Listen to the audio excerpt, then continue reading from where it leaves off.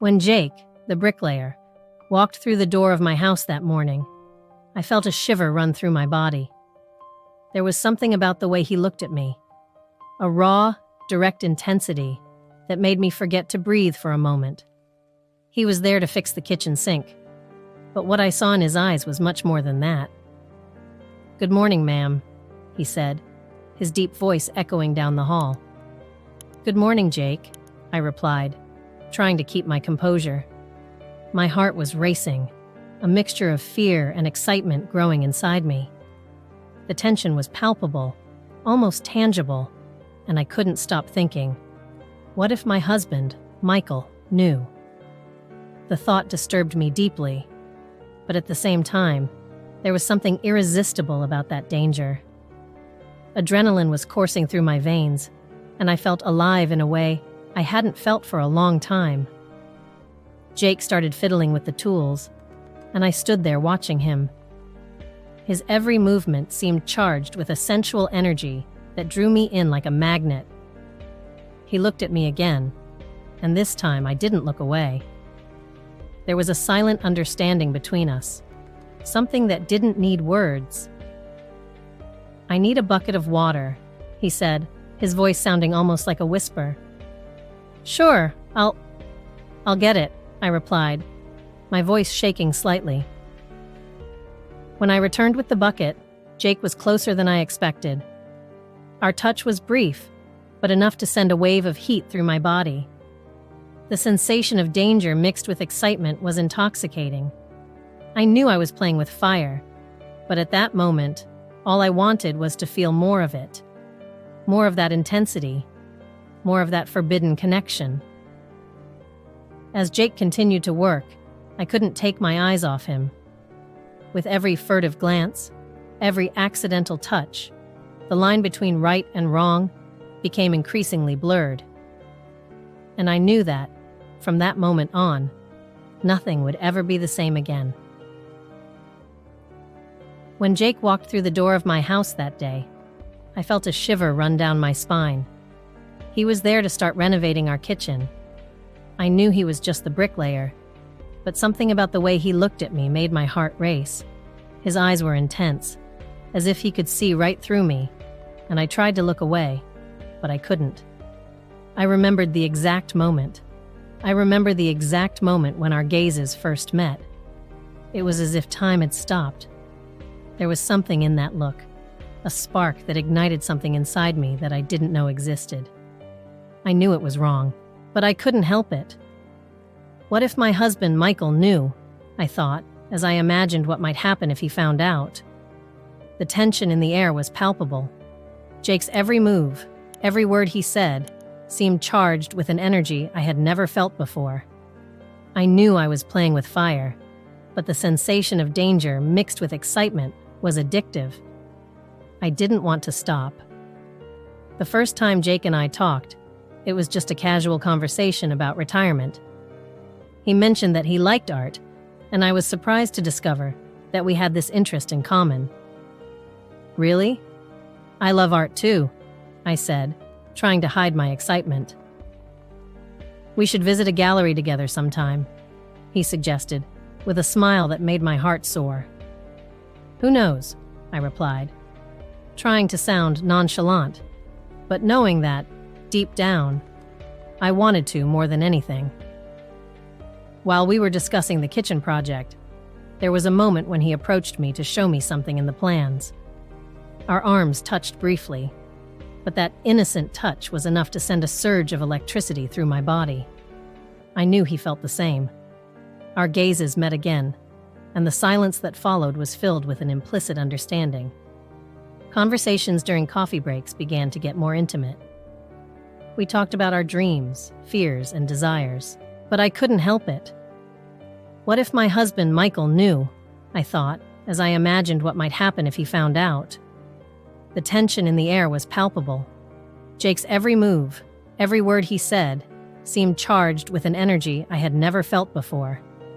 I knew I was playing with fire, but the sensation of danger mixed with excitement was addictive. I didn't want to stop. The first time Jake and I talked, it was just a casual conversation about retirement. He mentioned that he liked art, and I was surprised to discover that we had this interest in common. "Really? I love art too," I said, trying to hide my excitement. "We should visit a gallery together sometime," he suggested, with a smile that made my heart soar. "Who knows?" I replied, trying to sound nonchalant, but knowing that, deep down, I wanted to more than anything. While we were discussing the kitchen project, there was a moment when he approached me to show me something in the plans. Our arms touched briefly, but that innocent touch was enough to send a surge of electricity through my body. I knew he felt the same. Our gazes met again, and the silence that followed was filled with an implicit understanding. Conversations during coffee breaks began to get more intimate. We talked about our dreams, fears, and desires. Every word, every shared laugh seemed to bring us closer together. Jake started working shirtless, and the sight of his sweaty, muscular body only increased the sexual tension between us. I knew I was going too far, but I couldn't stop. One night, while Michael was sleeping next to me, my cell phone vibrated. It was a message from Jake. "I can't stop thinking about you." My heart raced. I looked at Michael, sleeping peacefully, and guilt consumed me. But at the same time, there was an undeniable excitement. I replied, "Me neither." And so began our secret. I accidentally bumped into Jake at the local supermarket a few weeks later. We were both picking fruit, and he approached me, lightly touching my waist as we picked up an item. The touch was brief, but intense. "Hi," he said, with that smile that made me melt. "Hi," I replied, trying to keep my composure. "We should have coffee," he suggested, and before I could think, I agreed. The coffee turned into a date in the secluded park. We sat under the trees, talking and laughing. The sun was setting, and there was a magic in the air. Jake leaned over and kissed me. It was a stolen kiss, full of passion and desire. I felt immediate remorse, but the electricity of the moment was irresistible. We knew it was wrong, but we couldn't stop. Every word, every shared laugh, seemed to bring us closer together. Jake started working shirtless, and the sight of his sweaty, muscular body only increased the sexual tension between us. I knew I was going too far, but I couldn't stop. One night, while Michael was sleeping next to me, my cell phone vibrated. It was a message from Jake. "I can't stop thinking about you." My heart raced. I looked at Michael, sleeping peacefully, and guilt consumed me. But at the same time, there was an undeniable excitement. I replied, "Me neither." And so began our secret. I accidentally bumped into Jake at the local supermarket a few weeks later. We were both picking fruit, and he approached me, lightly touching my waist as we picked up an item. The touch was brief, but intense. "Hi," he said, with that smile that made me melt. "Hi," I replied, trying to keep my composure.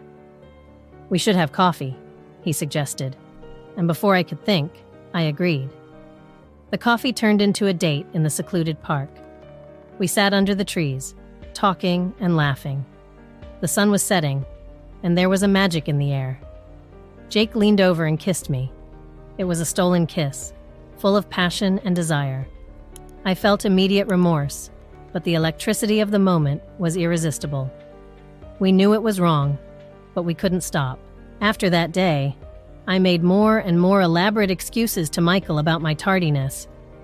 Jake and I started meeting furtively in the basement during renovations. Each encounter was a dangerous dance, but the pleasure of being on the brink of danger was intoxicating. One night, we couldn't resist any longer and ended up in the marital bed. The mixture of guilt and pleasure was indescribable. Our secret meetings started to become a routine. Jake suggested we spend a weekend away. I lied to Michael, saying I had a business trip. The adrenaline rush of getting into Jake's car and heading off into the unknown was addictive. The weekend in a remote cabin was unforgettable. Every moment together was filled with burning passion. The constant fear of being discovered mixed with pleasure, creating an intense and addictive experience. Coming back to reality was difficult, and hiding happiness was a challenge. Michael's suspicions began to grow. He noticed my strange behavior and asked more and more frequent questions. Jake was pushing for us to make it official, but I was torn between the comfort of marriage and the excitement of the affair. I decided to keep living the lie a little longer. The final meeting with Jake in the basement was on a rainy night. The intensity of the last kiss as the storm roared outside was like a reflection of the whirlwind of emotions inside me. Suddenly, I heard the sound of the front door opening. Panic took over. We were on the verge of being discovered, and the excitement of this danger was almost unbearable. The increasingly intimate conversations during coffee breaks began innocently enough. Jake and I would sit at the kitchen table, hot cups of coffee between us, and talk about everything. He would tell me about his childhood, his dreams, and even his frustrations. I also shared parts of my life that I had never told anyone, not even Michael. The sexual tension between us grew every day, especially when he worked shirtless, sweaty, and focused on the job. I tried not to look, but it was impossible to ignore the way his muscles moved, his skin glistening in the sunlight coming through the window. On one of these days, I couldn't resist sending him a late-night text message. "I can't stop thinking about you," I wrote, my heart racing. Minutes later, his phone vibrated. "Me neither," he replied. Guilt overcame me as I looked at Michael sleeping next to me. He was there, trusting me, while I indulged in forbidden thoughts. One night, while Michael was asleep, Jake texted me, "Can I call you?" I hesitated, but eventually said yes. When I answered, his voice was low, soft, almost a whisper. "I can't stop thinking about today, about how you looked at me," he said. I felt a shiver run down my spine. "I can't stop thinking about it either," I confessed, my voice shaking. "Then why are we pretending?" he asked. I didn't have an answer to that. I knew I was wrong, that it was a betrayal, but the attraction was irresistible, almost palpable. Our coffee breaks became moments of pure tension. Our conversations were full of ulterior motives, furtive glances, and complicit smiles. One afternoon, Michael came home early. Jake was shirtless, as usual, and I was helping him with some tools. The atmosphere instantly became tense. Michael looked at us with an expression I couldn't decipher. "Hi, honey," I said, trying to sound natural. "Jake was showing me how to use this tool." "Oh yeah?" Michael replied, his voice neutral. "Looks like you two are getting on well." "Yes, Jake is very good at what he does," I replied, trying to hide my nervousness. After Michael left the kitchen, Jake approached me and whispered, "That was close." I nodded, my heart pounding. From that moment on, every encounter with Jake was a risk, and maybe that was exactly what made it so exciting. The text messages became more frequent, more daring. I found myself smiling at my cell phone while Michael stood next to me, unsuspecting. The nights became a mixture of guilt and desire. I tossed and turned in bed, thinking about Jake, while Michael slept peacefully. One night, I couldn't hold back the need to see him any longer. "I need to see you," I wrote. "Now." He replied quickly, telling me to meet him in the garage. I waited for Michael to fall into a deep sleep before quietly leaving the room. Jake was there, waiting for me. When our eyes met, the tension was almost unbearable. He held out his hand, and I took it, feeling an electric shock run through my body. "This is crazy," I whispered, but I couldn't pull away. "I know," he replied, pulling me closer, "but I can't resist you." That night, in the darkness of the garage, our lips finally met. The kiss was intense, full of pent-up desire. When we finally broke apart, I was breathless. "This can't go on," I said, but I knew I was lying to myself. "But it will," he replied, his eyes shining with desire. "We both know that." I went back to bed, my heart still racing, and lay down next to Michael. The guilt was there, but so was the excitement. I knew I was playing with fire, but I was already addicted to the adrenaline, the danger, the feeling of being alive like never before. From that moment on, every coffee break, every look, every touch became a silent promise of what was to come. And I knew that, no matter how wrong it was, I wouldn't be able to stop.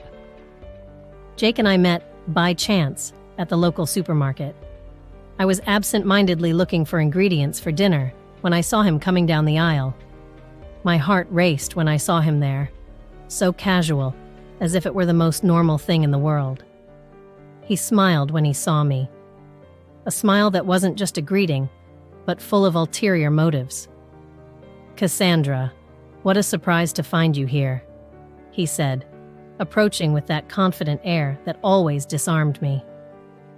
"What's up, Jake?"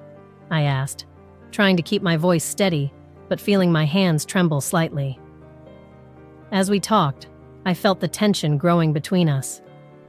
He moved closer, and when I went to pick up a can of tomatoes from the shelf, I felt the subtle touch of his hand on my waist. It was a quick touch, almost imperceptible, but enough to send waves of electricity through my body. My lips curved into an involuntary smile.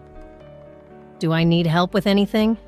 he asked, his voice low and husky, laden with unspoken intentions. "No, I'm fine," I replied, trying to sound nonchalant. But our gazes met, and at that moment, we knew we were playing with fire.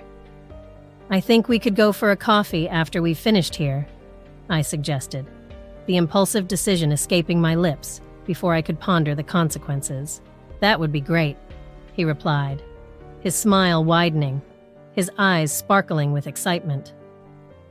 We met at the neighborhood coffee shop, a discreet and uncrowded place. We sat at a table in the corner, away from prying eyes. The conversation started out casual, about the work on the kitchen renovation, but soon got deeper. We talked about our lives, dreams, and frustrations, as if we were taking a load off our backs. "I know this is wrong, Jake," I confessed, feeling guilt mixed with excitement. "But I can't help how I feel when I'm around you." "I feel that way too, Cassandra," he admitted, taking my hand on the table. "I don't want to cause you any trouble, but I can't stop thinking about you." His sincerity touched me deeply. Just hearing someone talk openly about such intense feelings made me realize how empty my marriage to Michael had become. Without realizing it, we leaned towards each other, our faces inches apart. The desire was palpable, and for an instant, everything around us disappeared. When our lips finally touched, it was as if a flame had ignited. The kiss was gentle at first, but soon became intense and urgent. I felt the warmth of his body and the taste of his lips, and for a moment, I forgot everything and everyone. "We need to go," I whispered against his lips, although I was reluctant to move away. "We can't stay here for long." We left the cafe, our steps quick and determined. Reality began to seep in again, but something in me knew that this encounter would change everything. Jake and I exchanged one last complicit glance before parting, each going our separate ways. Walking home, I felt a mixture of emotions. There was the excitement of the meeting, but also the overwhelming guilt. When I arrived, Michael was on the sofa, watching television. He looked at me and smiled. "Hi, love. How was your day?" he asked, without suspecting a thing. "It was good," I replied, forcing a smile. "I just went to the supermarket and had a coffee." "Good. Come and sit with me," he said, holding out his hand. I sat down next to him, my head full of conflicting thoughts. As Michael continued to watch the program, I looked at him and felt a weight in my chest. The guilt was almost unbearable, but at the same time, I couldn't stop thinking about Jake and what might happen next. I can still smell the aroma of fresh coffee in the air, that smell that always calmed me down. But that morning, the coffee was just a pretext. I knew it wasn't just the coffee that made me shiver with anticipation. Jake and I had arranged to meet in the city's secluded park. My fingers trembled as I held the coffee cup, taking small sips to try to appear more in control. When I arrived at the park, Jake was already there. He was sitting on a bench, under a large tree that offered a welcoming shade. When he saw me, he immediately got up and walked towards me. My heart raced, and I felt a tightness in my chest. But it wasn't just nervousness. It was excitement. "Hi," he said, with that smile that always made my legs go weak. "Hi," I replied, trying to sound casual, but my voice came out a little shaky. We sat together on the bench and started talking, but I could hardly concentrate on the words. Jake's closeness, the way he looked at me, everything seemed electrifying. At one point, our gazes met, and I knew there was no turning back. He leaned towards me, and before I could process what was happening, our lips touched. The first kiss was soft, almost like a question, asking permission. But soon the intensity increased. I felt a wave of heat run through my body, and the whole park seemed to disappear. It was just me and Jake, there, under the trees. When we finally broke apart, I was out of breath. "This shouldn't have happened," I whispered, even though I couldn't believe my own words. "I know," he replied, but there was a glint in his eyes that said otherwise. Remorse took hold of me for a brief moment. I thought of Michael, of how he trusted me. But at the same time, Jake's touch, the way he made me feel alive, was something I couldn't ignore. It was as if a part of me that had been dormant for years had woken up. Jake took my hand and squeezed it lightly. "We can't go on like this," I said, trying to convince myself more than him. "I know it's complicated, but we can't deny how we feel," he replied, with a sincerity that disarmed me. We sat in silence for a while, just enjoying each other's presence. I knew that what we were doing was dangerous, that it could destroy my marriage, but at that moment, none of that seemed to matter. All I wanted was to be with Jake. When we finally got up to leave, he pulled me in for one last kiss. It was a kiss full of silent promises, of unspoken desires. And at the same time as I felt a weight of guilt in my chest, there was a part of me that was already looking forward to our next meeting. As we walked back to our cars, Jake suddenly stopped. "I don't want it to end here," he said, looking directly into my eyes. "Neither do I replied, almost without thinking. And so, even with the remorse still present, a new promise was made. We knew it would be complicated, that there would be risks, but the electricity between us was impossible to ignore. I left the park with a whirlwind of emotions, torn between guilt and euphoria, but one thing was certain: I wanted more. I was becoming a specialist in excuses. I always found a new way to justify my delays to Michael. "The traffic was terrible today," I'd say, or "the meeting ran longer than expected." He never suspected, or at least he pretended not to. It was a dangerous game, and I knew it, but the adrenaline rush of being on the brink of danger was addictive. Jake and I found more and more ingenious ways of seeing each other. During the kitchen renovations, the basement became our secret refuge. The first time we kissed there, it was as if the world had stopped. The smell of fresh paint and the distant sound of workmen working upstairs only intensified the feeling of doing something forbidden. I could hardly breathe as he pulled me closer, his lips pressing to mine with an urgency I had never felt before. "You know this is crazy, don't you?" I whispered once, as he slid his hands around my waist. "That's why it feels so good," he replied, his eyes shining with an intensity that made my heart race. The sensation of danger was almost as intoxicating as Jake himself. Every furtive encounter, every hidden touch, left me wanting more. And then came the first night of passion in the marital bed. Michael was away on a business trip. Jake and I wasted no time. The house was ours, and for the first time, we didn't have to hide. "Are you sure everything's all right?" Jake asked, as he took off his shirt and threw it on the bedroom floor. "Yes, Michael won't be back until tomorrow night," I replied, trying to hide the anxiety in my voice. That night was unlike any other. We were free to explore each other without fear of being discovered. Every kiss, every caress, seemed charged with an electricity I had never felt before. When we finally fell into bed, exhausted, I knew that something had changed. We were crossing a line from which there was no return. I woke up in the morning with Jake by my side, his arm around my waist. For a moment, I forgot everything. I forgot about Michael, the betrayal, the danger. It was just me and Jake, and that seemed enough. But reality soon seeped into my thoughts, and guilt hit hard. "I have to go," Jake said, getting out of bed. "I don't want Michael to come and find me here."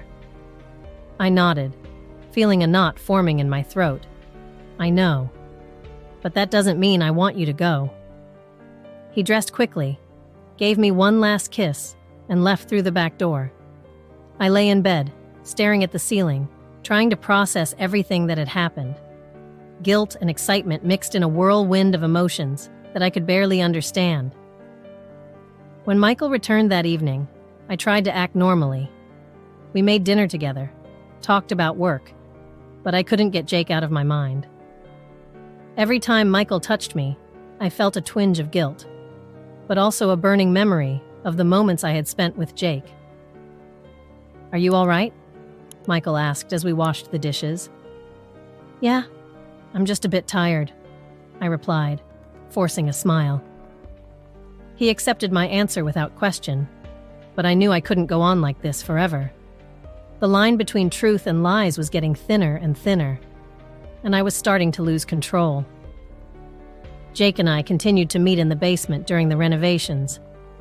Each encounter was more intense than the last, and I knew we were playing with fire. The sense of danger only increased the desire, and I found myself craving these moments more than I had ever craved anything in my life. "We're playing with fate," Jake once said, as we lay on the basement floor, panting after yet another passionate encounter. "I know," I replied, looking into his eyes, "but I can't stop." He pulled me in for another kiss, and at that moment, nothing else mattered. I was willing to risk everything for those moments with Jake, even though I knew that at any moment, everything could fall apart. The first night of passion in the marital bed was a milestone in our affair, a line we crossed that we couldn't undo. But at the same time, it was a constant reminder that we were living a lie that became harder to sustain with each passing day. I knew I was heading for the abyss, but I couldn't stop.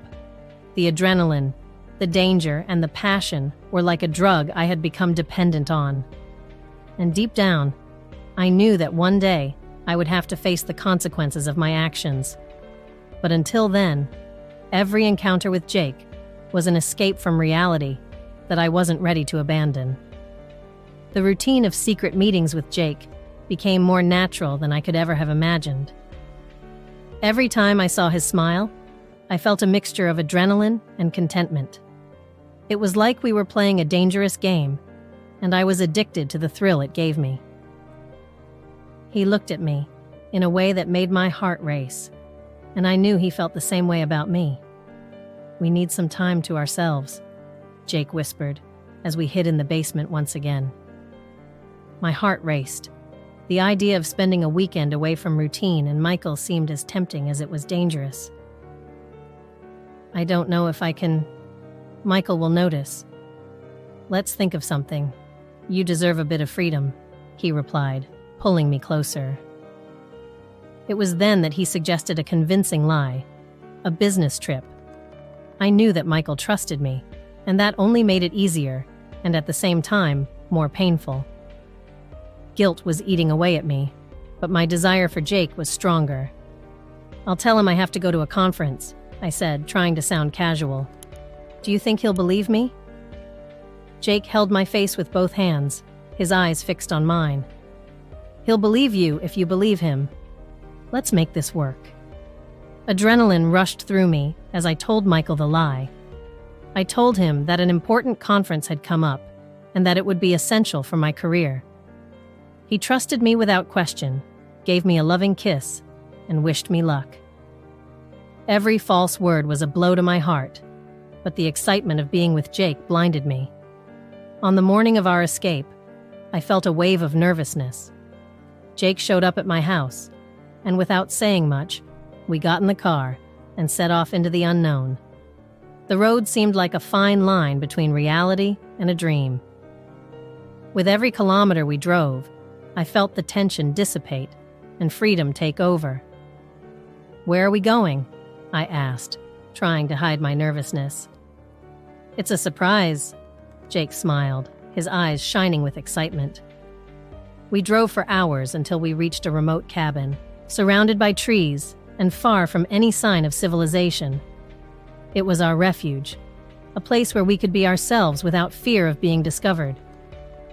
The cabin was simple, but cozy, and the feeling of being there with Jake was indescribable. "Let's make this weekend unforgettable," he said, pulling me into a passionate kiss. Every moment together was intense and full of passion. We thought of nothing but each other. The laughter, the touches, the kisses, everything felt so right. The fear of being discovered was still there, but it was drowned out by the pleasure of being with Jake.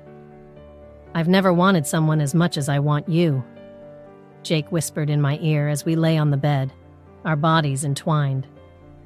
"Me too," I replied, feeling a mixture of happiness and sadness. I knew this moment was fleeting, but I wanted to make the most of it. The weekend passed too quickly, and soon it was time to return to reality. The journey back was silent, both of us lost in thought about what it all meant. When I arrived home, Michael was waiting for me with a smile and a warm hug. The guilt came back full force, but I forced myself to smile and pretend that everything was normal. "How was the conference?" he asked, genuinely interested. "It was great, very productive," I lied, trying to push Jake's image out of my mind. It was hard to hide the happiness I felt inside. Every time I remembered the moments with Jake, a smile would involuntarily appear on my lips. I knew I was living a lie, but I couldn't get away from the emotion that relationship brought me. The next few days were a constant test of self-control. Jake and I exchanged messages, planning our next dates, always trying to be discreet. The double life was becoming more complex, but the excitement of being with Jake made it all worthwhile. "When are we going to see each other again?" he asked in one of our secret conversations. "Soon, I promise," I replied, feeling my heart race. Every meeting with Jake was a risk, but I was willing to pay the price. The fear of being found out was always there, but the adrenaline and pleasure were stronger. I knew I was playing with fire, but I couldn't stop. Jake had become an essential part of my life, and even if it was only for stolen moments, I wanted to continue living this forbidden passion. The routine of secret meetings had become second nature to me, and the lie about the business trip was just the beginning of a series of deceptions I was willing to tell in order to be with Jake. I knew I was walking a dangerous line, but the emotion and passion I felt for him were irresistible. Every moment together was a reminder that, despite the risks, sometimes it's worth living intensely, even if it means walking on the edge of the abyss. The weekend I spent with Jake in a remote cabin was something I'll never forget. I remember the moment we arrived as if it were today. The cabin was small but cozy, surrounded by tall trees and a silence that seemed to isolate us from the rest of the world. As soon as we entered, Jake pulled me into a passionate kiss, as if we couldn't wait another second to be together. Every moment we spent there was consumed by a burning passion. There was no room to think of anything but the two of us. Jake's touch on my skin, the warmth of his body against mine, every kiss and every caress seemed to ignite something inside me that I didn't even know existed. We were in a bubble of desire, and nothing else mattered. "You're beautiful," Jake whispered, as his fingers traced the outline of my face. His gaze was intense, full of a passion I had never experienced before. "Jake, this is wrong," I said, my voice almost a whisper. But even as I spoke, my arms pulled him closer. "I know," he replied, his lips brushing mine, "but I can't stop." And so we lost ourselves in each other, forgetting the world outside. The hours passed in a blur of kisses, touches, and whispers.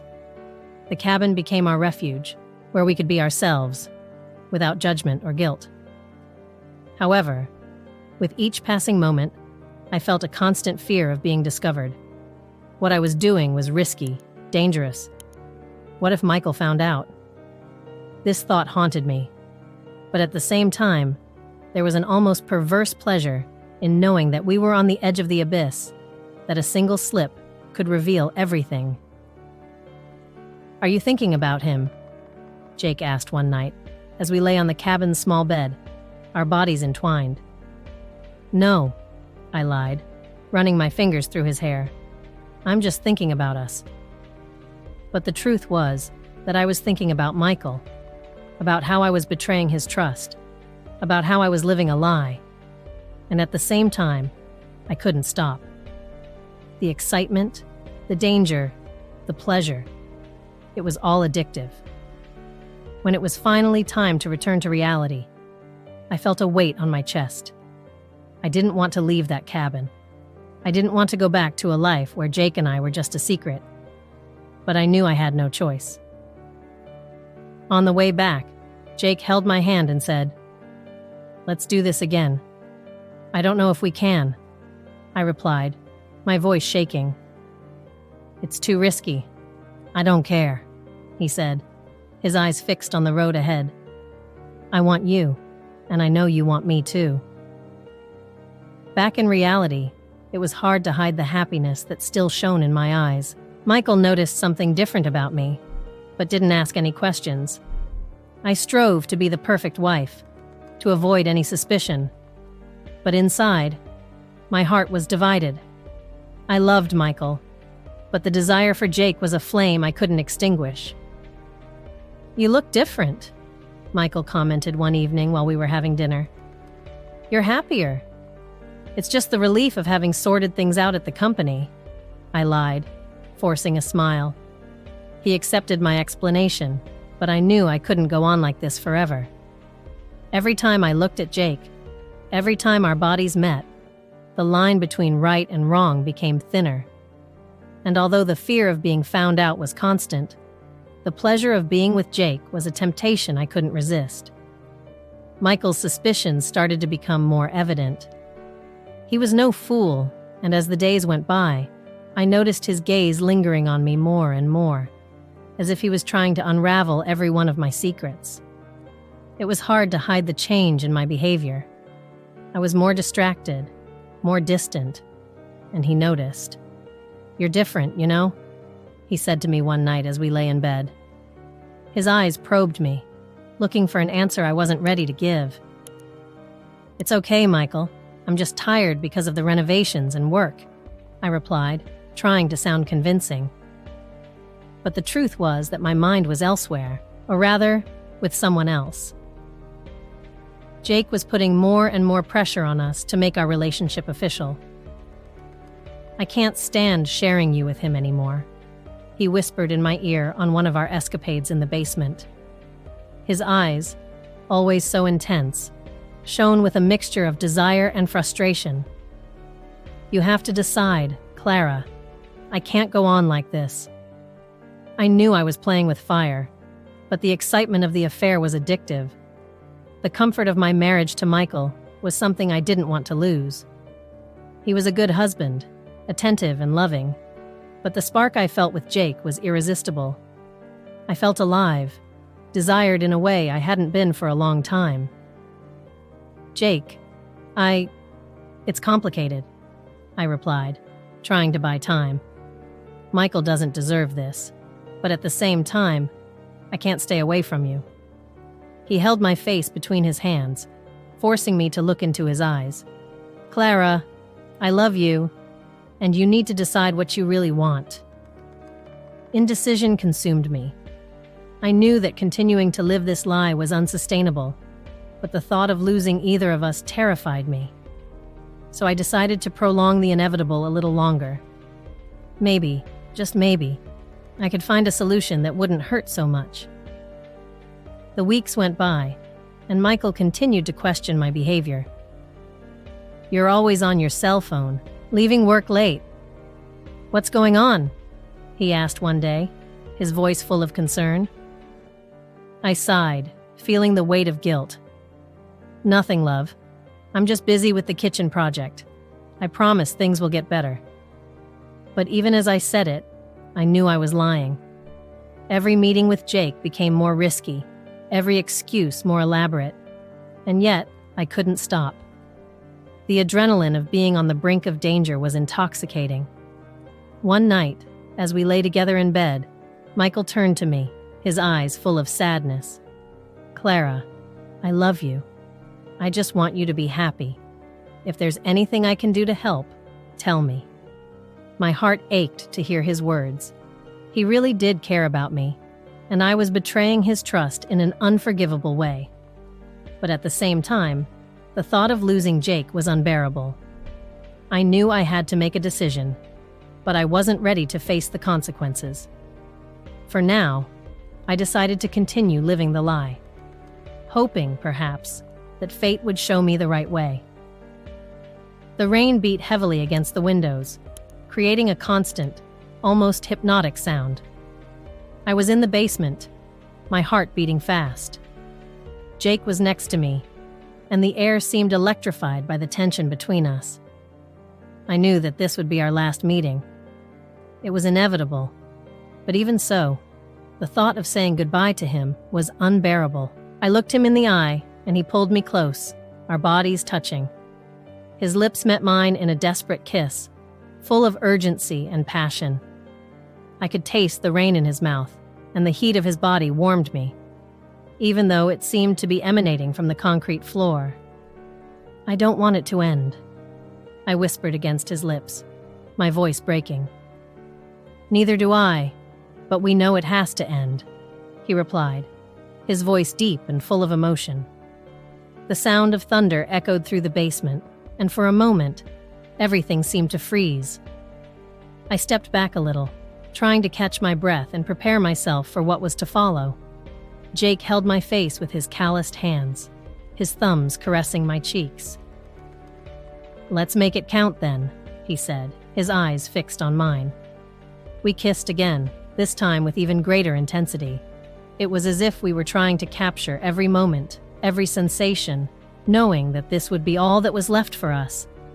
Our bodies moved together, in perfect harmony, and for a brief moment, I forgot everything. My marriage, the lies, the danger. Then, suddenly, we heard the sound of the front door opening. My heart almost stopped. Michael was home. Oh my God, he's here, I whispered, pulling away from Jake. Calm down, we'll think of something. Jake tried to reassure me, but I could see the same panic in his eyes. The sound of Michael's footsteps echoed through the house. Closer and closer. I desperately looked around the basement, looking for a way out, a solution. Hide behind that bookcase, I suggested, pointing to an old wooden bookcase in the corner of the basement. Jake nodded quickly and hid behind the bookcase while I tried to pull myself together. Love? Are you down there?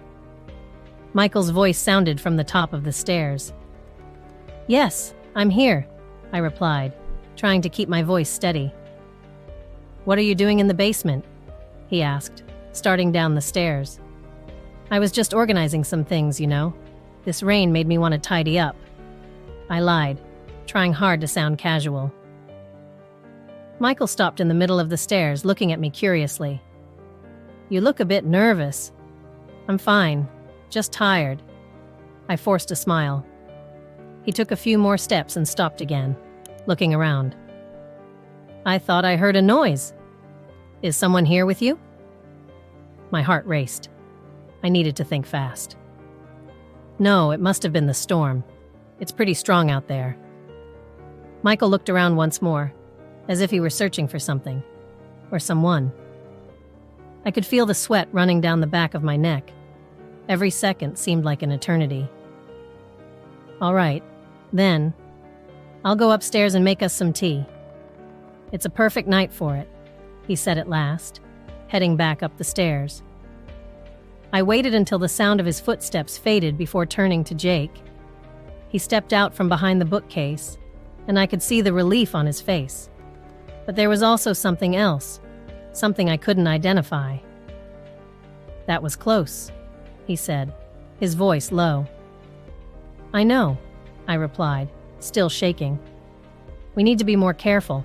We can't go on like this," he continued. I knew he was right, but the thought of not seeing him again was too painful to bear. "I know, but I don't want to lose you," I said, my voice almost a whisper. He moved closer to me, putting his arms around me and pulling me into a tight hug. "I don't want to lose you either, but we need to think about what's best for everyone." I nodded, even though I knew that didn't make the decision any easier. We stood there, holding each other, while the storm roared outside. The sound of the rain was a constant reminder of the chaos our lives had become. Finally, Jake pulled back a little and looked me in the eye. "Let's get out of here before he comes down again." I nodded and we walked together to the stairs, trying not to make a sound. When we reached the top, Jake turned to me one last time. "I love you," he said, his voice full of emotion. "I love you too," I replied, feeling tears gathering in my eyes. And then he was gone. I stood there, alone, listening to the sound of the rain and trying to process everything that had happened. I knew that this was the end, but I also knew that part of me would always be with Jake.